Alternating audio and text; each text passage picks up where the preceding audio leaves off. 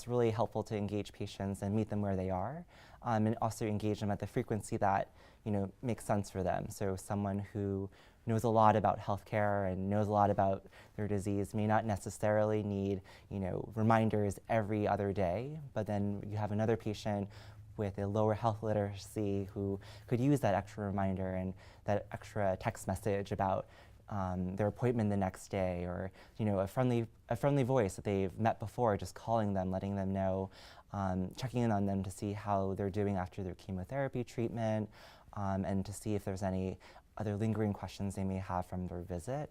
So I think communication for cancer patients not only starts before they enter our doors, but after they leave, it's really important to also follow up with them to see how they're doing.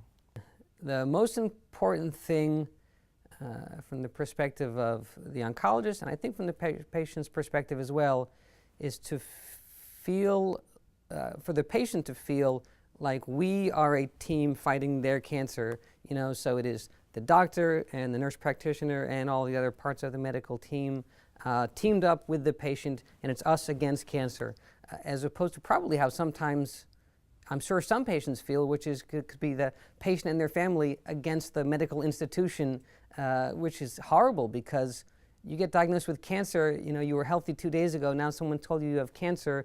There's a huge stigma socially, but there's a stigma in one's own mind of, now I feel alone because my family loves me, but they don't know what I'm feeling because they don't have cancer. And it's an unfortunate thing, and it shouldn't be there, because the doctor, they may not know how it feels to have cancer, but they have a sense of it because they've seen it 100 times, 500 times, 10,000 times. So they have a sense of how it feels. So they should be like a good partner for you in this fight against cancer. So we would like always for the patients and their families to be able to feel that. It's good to let a patient know it's okay to say stop. It's okay to say, okay, I'm not feeling good. I'm gonna have a down day. I'm gonna sleep today. I think it's hard when you're a parent. I think it's hard when you're a patient to come to terms. And I've learned the hard way that my recovery, whenever I get sick, I have to be mindful of it, because it's not one thing that's gonna hurt me. It's gonna be a chain event. So I look at that with the patients to let them explain, okay, you're beginning to feel better, but let's take it easy. One of the things that was a challenge was how do we provide information on how to better manage the situation with the patient at hand.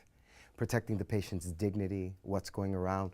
People often don't know or haven't spoken with the healthcare professionals, or the ones that are communicating with the healthcare professional, haven't briefed family members that are walking in on the do's and don'ts.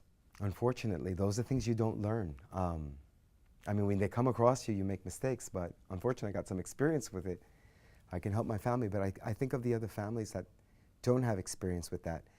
And that patient is vulnerable, they're afraid. I think bedside manners are incredibly important, not just from healthcare professionals, but from the family.